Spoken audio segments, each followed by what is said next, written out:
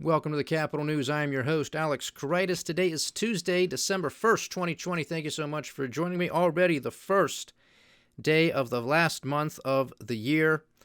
Unbelievable. It's been a roller coaster, to say the least, and I really don't think that 2021 is going to be much better.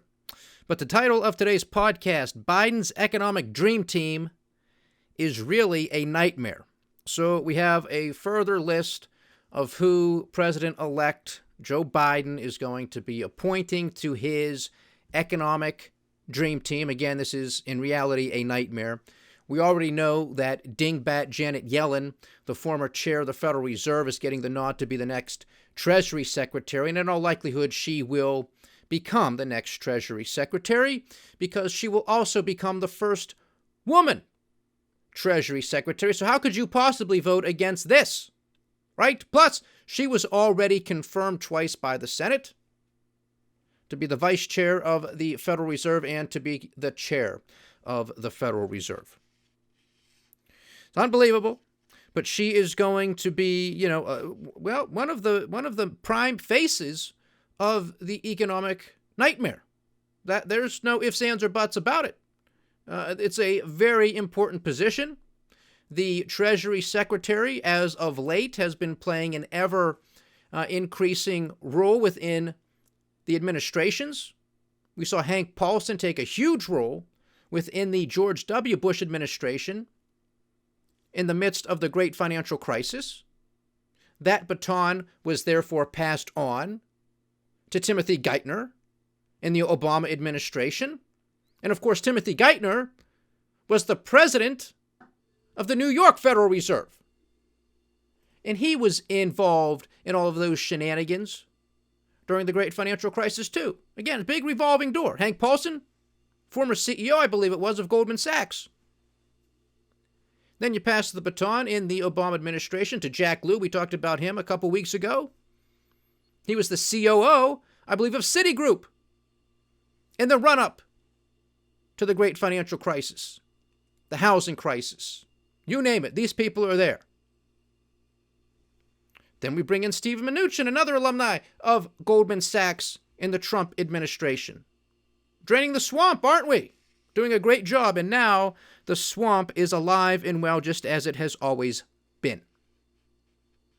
And we'll get to some of the other names of this economic nightmare team. Yesterday, we talked about gold and silver prices. What were they conveying? What was the message that might be sent, or the precious metals market might be sending to us? And we threw a couple scenarios out there, and wouldn't you know it, as luck would have it, there was a huge rally in the precious metals market today. Silver at its heights, over 6%. That's where we believe it's going to continue to go. It's going to continue to go up. I am a proponent, a supporter of precious metals. I am a market bull when it comes to precious metals. As we stated at length yesterday, there are too many boxes that have been checked. They're going to continue to be checked.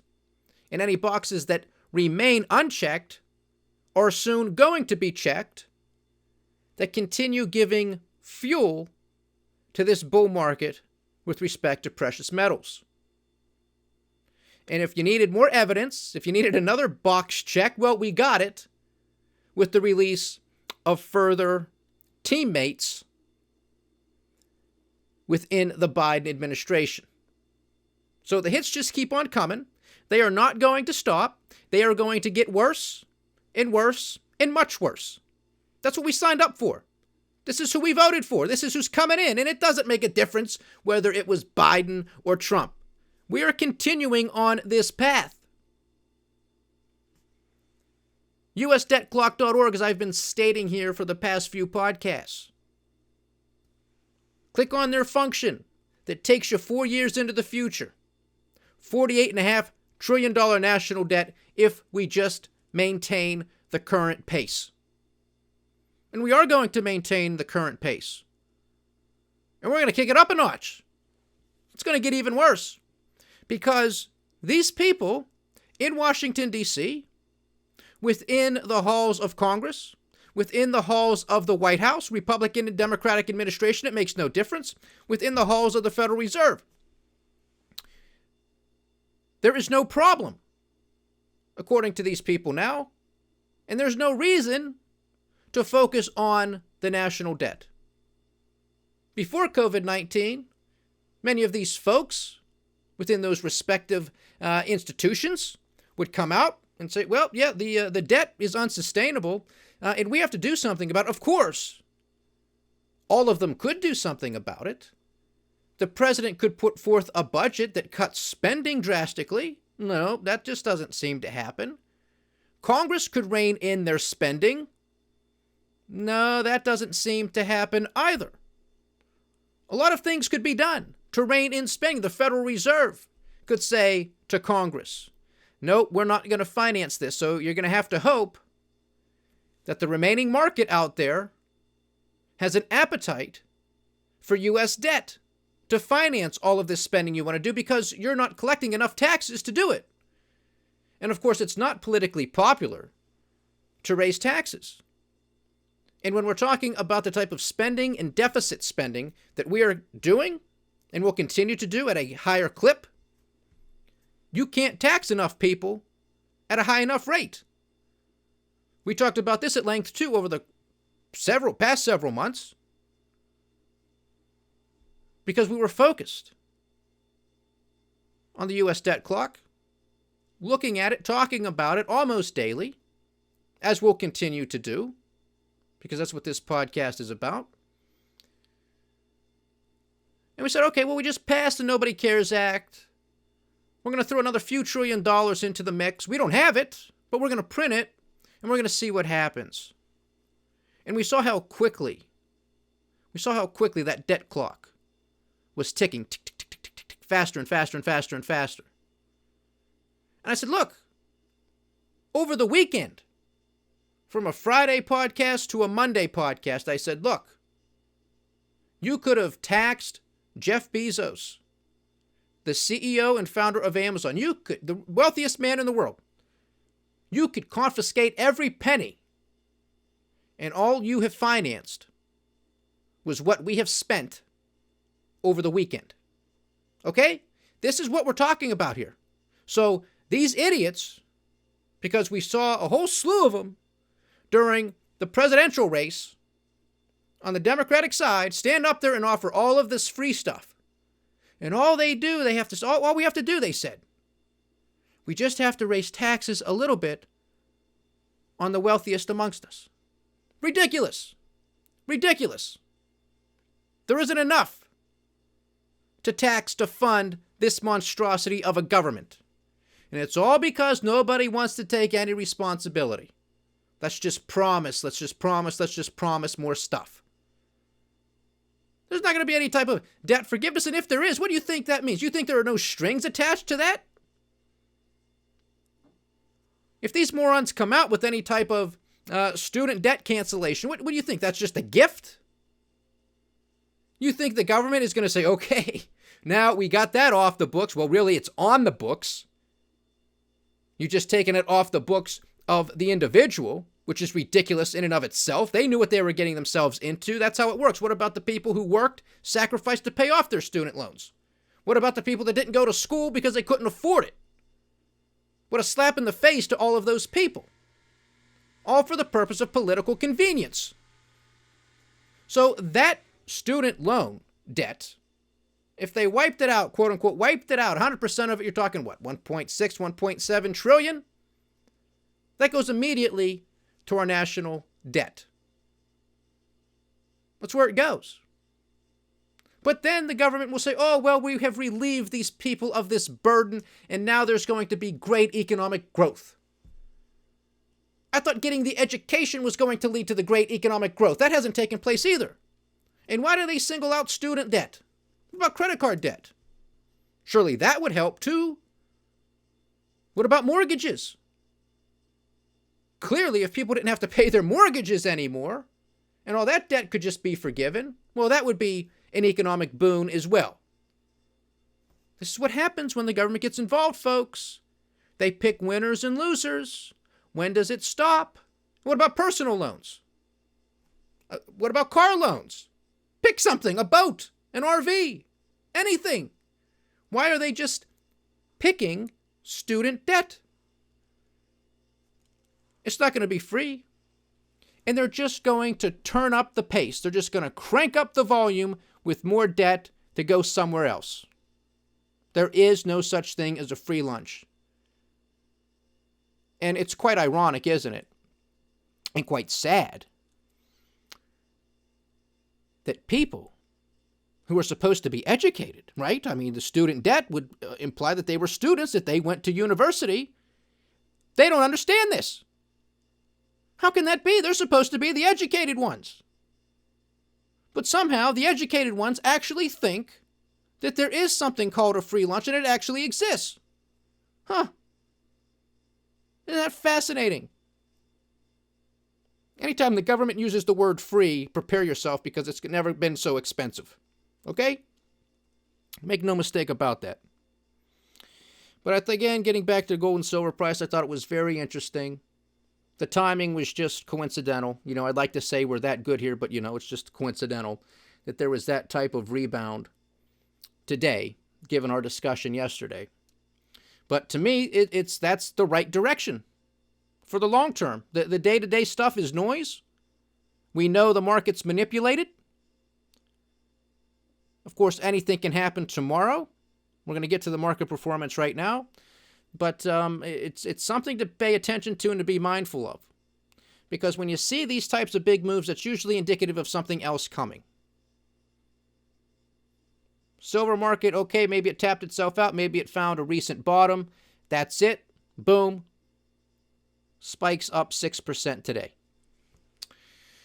But let's look at the currency market. The dollar index is trading at 91.209.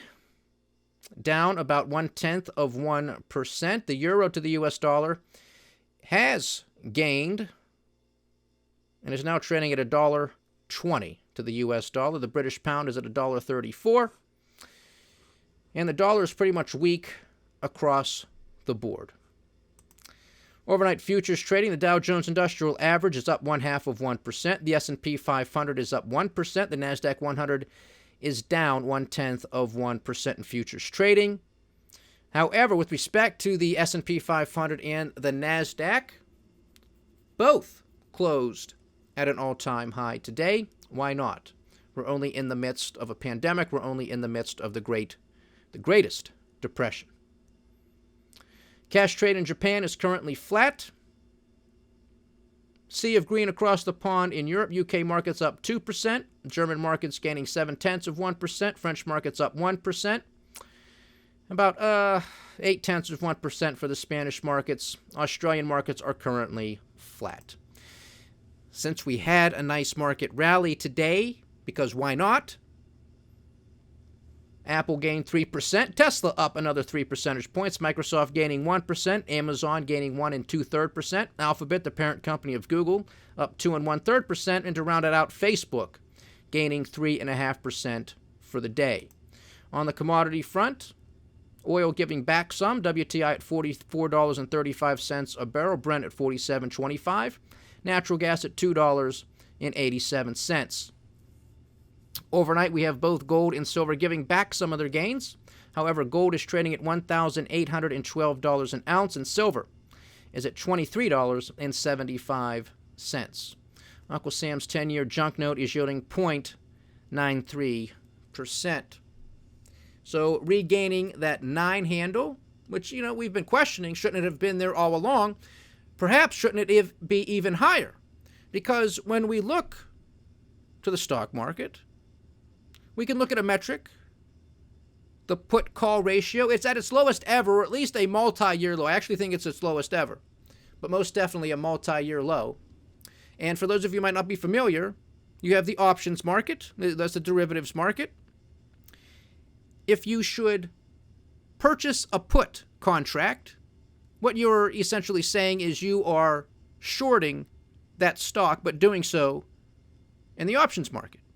Conversely, if you buy a call option, you are long that stock. And of course, it could be a different type of security. It could be any market for that matter. But primarily, we're talking about stocks here. So what this means that it's at its lowest ratio right now, its lowest level, the put-call ratio, means there's extreme complacency within the market. In fact, people just think that this market is just going to continue higher and higher and higher. Well, as I stated yesterday, when we were discussing silver and gold prices, I said bull markets typically climb a wall of worry. Well, if nobody is buying puts, they're basically saying there's no point in buying puts because this thing is just going to keep going up. It's a perpetual money machine. There's nothing to worry about. So if there's nothing to worry about, is this a bull market or is this a speculative bubble? Well, you know my take on this. This is a speculative bubble. And what this put-call ratio is telling me is that everybody is on one side of the boat.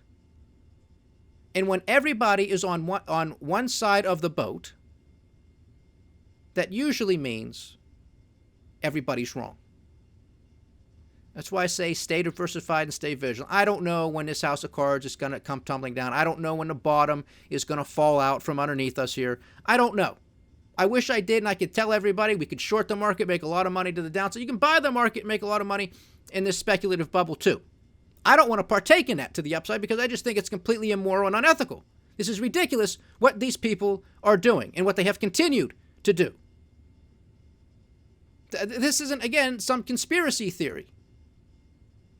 This is hard facts. This is hard data. It's in the news almost on a daily basis. It's in court documents. The rigging, the manipulation,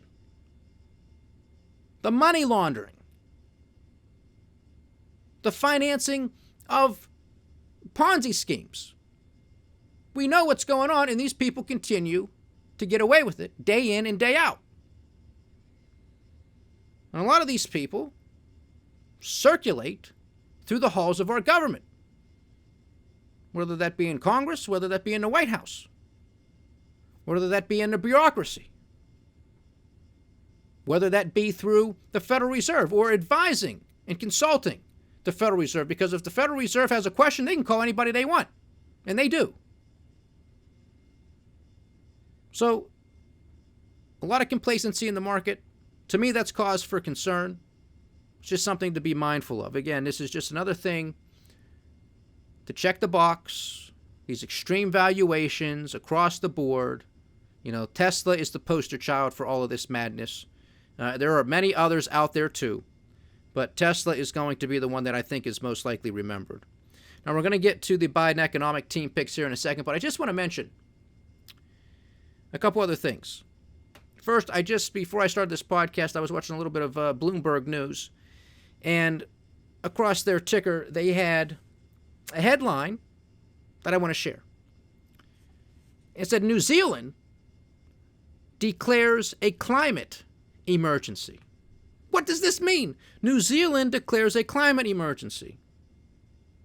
You know, aren't we also in the midst of a pandemic? Isn't that emergency enough? You know, the prime minister down there, she is what I like to call a darling of the system. She is a darling of the status quo. She is a darling of what some people might like to call the quote-unquote elites. Remember how she was praised by everybody for doing what she did with respect to how she handled COVID-19, how she shut the country down, how she even delayed her own election. And of course, she was reelected, but that, there was no problem with that. She could get away with it down in New Zealand because she was a darling. She was a darling. Is a darling. And so now I guess they have eradicated COVID-19. Everything is under control in the land of New Zealand. Everything's fine. So now they can move on to the next crisis because it's always leapfrogging from one crisis to the next. So now New Zealand is declaring a climate emergency. It's always about power and control, folks. Always with these people. So they saw what they could get away with respect to COVID-19, the lockdowns, the restrictions, the curfews, etc., etc., etc. Well, maybe you get COVID-19, maybe you don't, maybe you know somebody who has it, maybe you don't. There's no escaping the climate. You can't escape that. So what do they have up their sleeves next? So this is just something I want to be mindful of. This is just something I want to inform the audience of. Because I want you to be aware of other headlines like this that come out.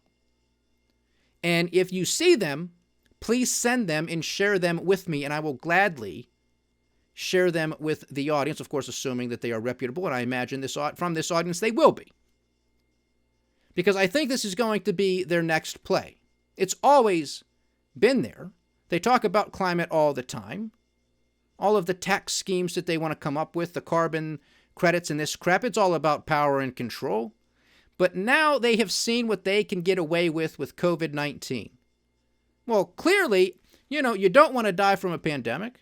Clearly, you don't want your family members or your friend or your or anybody else to get sick because of your behavior, right? So you have to lock down, you have to do X, Y, Z. Well, now it's going to be the same thing, but with the climate. Who's against clean water, right? Who's against clean air? So now it's going to be interesting to see how hard they push this moving forward. And I'm sure the plastics industry is going to take a licking. And of course, where the plastics come from, but the oil and gas industry. So this is going to have a lot of knock-on effects. How devastating and destructive remains to be the case. But I think this is going to be one of the first of more. I don't necessarily know if it's going to rise to a declaration of a climate emergency, but something of the like. So again, if you see these, send them to me, because I'm going to gladly share them with the audience, because it's all about control. Never let a crisis go to waste. That's what they're going to do. So here we have, from NBC News, there's an article. I'm not going to read the whole thing to you, but we're going to hit some of the talking points here. Here's the title. Biden economic picks show early shape of administration's pandemic agenda. Subtitle. Biden's choices for his economic team are mostly viewed as safe, centrist, and experienced, reflecting his reputation as a consensus builder. If I start choking, it's because I'm throwing up here, folks. I gotta reach for my vomit bag here, because safe, centrist, and experienced? Experienced in what? Screwing the American people over? Manipulating markets? Kicking the can down the road, taking no responsibility or accountability? Propping up zombie corporations? Bailing out major corporations that sort of went under? Restructured, went through bankruptcy? Centrist? On what planet? Safe? Safe for who? Safe for the criminals? Safe for the market manipulators? This is a joke. Already, the media is kissing the butt of Joe Biden. This isn't a surprise, but this is what we have. So here's some of the article by Martha C. White. Clearly, she doesn't know what she's talking about either. President-elect Joe Biden's choices to fill key economic positions in his administration telegraph a commitment to assembling a diverse brain trust tasked with supporting an economy struggling against a resurgence of COVID-19. A diverse brain trust with Dingbat the leader. Unbelievable. In addition to nominating, here she is, former Federal Reserve Chair Janet Yellen, also known as Dingbat, as Treasury Secretary. Biden also nominated former Obama economics advisor Wally Adeyemo as Deputy Secretary of the Treasury. He was currently the president of the Obama Foundation. Just a revolving door down there, folks. Revolving door. Neera Tanden was nominated to head the Office of Management and Budget, OMB. Tanden is president and CEO of the Center for American Progress, a left-leaning think tank, because that's centrist, and has a long history of working with Democratic administrations, including a stint as senior advisor for health reform under President Barack Obama. You ever see this woman give an interview? You ever see her on the Sunday morning talk shows? That's right, she doesn't know what she's talking about either. Biden has also named labor economist Cecilia Rouse, a dean of the Princeton School of Public and International Affairs, to chair the White House Council of Economic Advisors. Two longtime members of his economic inner circle, Jared Bernstein and Heather Bushy, will be council members. All right. So, from Princeton, you know who else was from Princeton? Former chair of the Federal Reserve, Ben Bernanke. These people don't know what they're talking about. Okay? They don't. You know what president was from Princeton? Woodrow Wilson. You know what he gave us, don't you? The Federal Reserve and the income tax. Fantastic. Fantastic. So here you got these other people. Jared Bernstein. I remember Jared Bernstein, right? Close senior economic advisor to then Vice President Biden during the Obama-Biden administration. Well, as Joe Biden likes to say during the campaign trail, President Obama tasked him, Joe Biden, with the bailouts,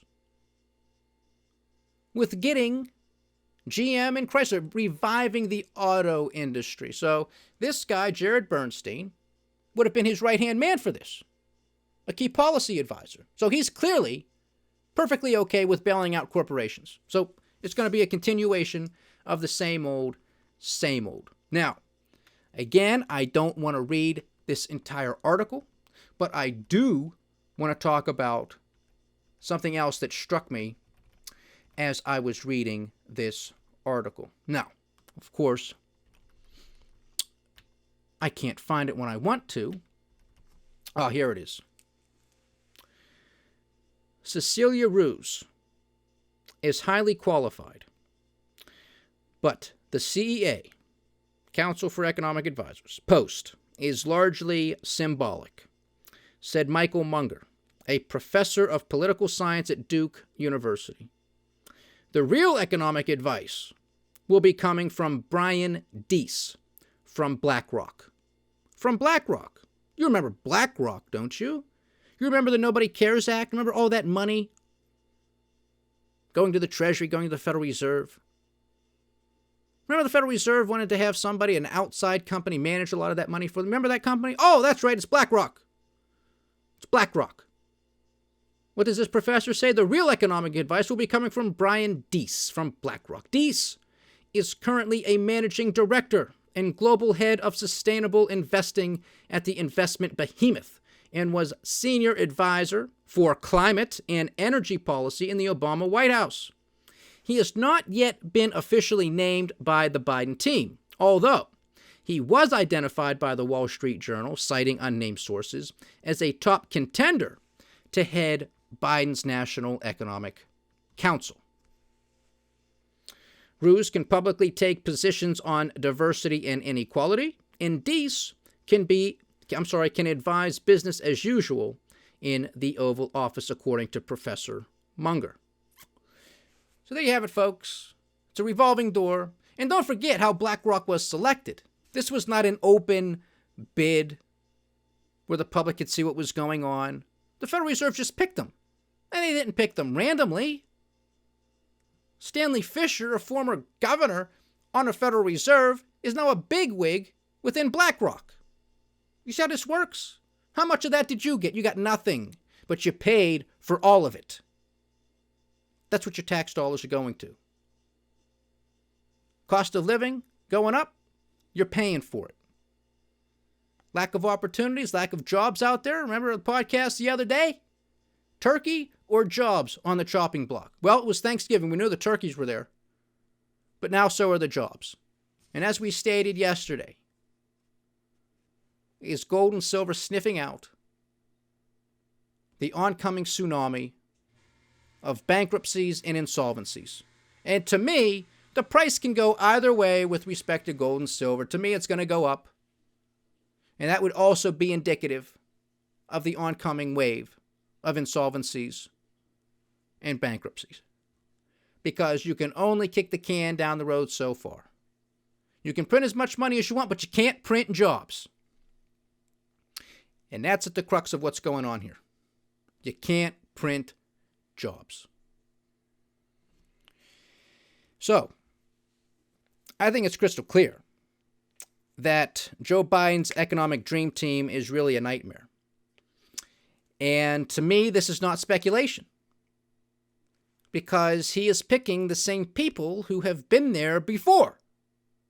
So it is not a stretch of the imagination to think that things are going to remain status quo, which, if that's the case, gives us $48.5 trillion in 4 years, national debt, several $trillion-dollar national deficits per year, or that it's going to get even worse. These are the people that got us into this situation. What makes anybody think these are the people who are going to get us out of it?